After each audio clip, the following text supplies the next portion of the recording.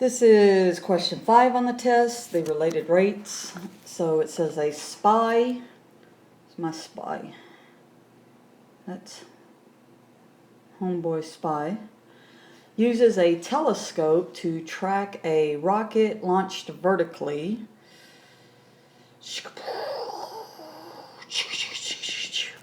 Do sound effects. From a launching pad 6 kilometers away. The angle between the telescope and the ground, so the telescope's on the ground, is equal to pi over 3 and is changing at a rate, so the angle d theta dt, so let's call that theta, is changing at a rate of 0.9 radians per minute. What is the rocket's velocity at that moment? So, because I have definitely a right triangle here, I probably would set this up as a tangent.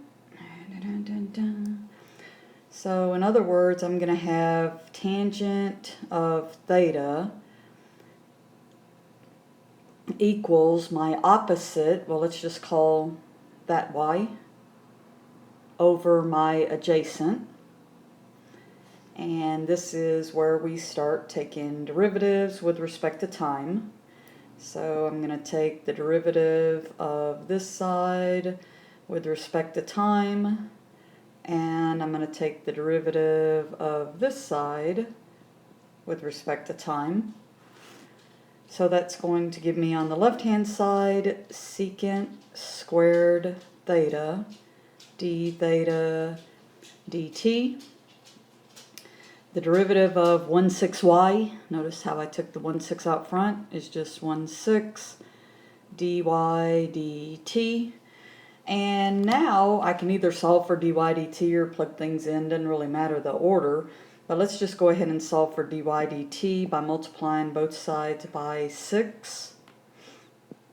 And so I have 6.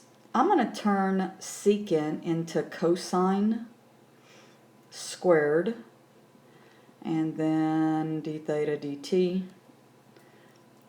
So in other words, I said secant is 1 over cosine.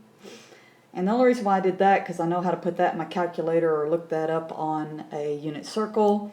And now I just simply start plugging things in. So that's my angle, pi over 3. This is my 0.9. So then my answer is going to end up being, of course, the cosine of pi over 3 is 1/2. 1/2 squared is 4. The 4 comes up to the top.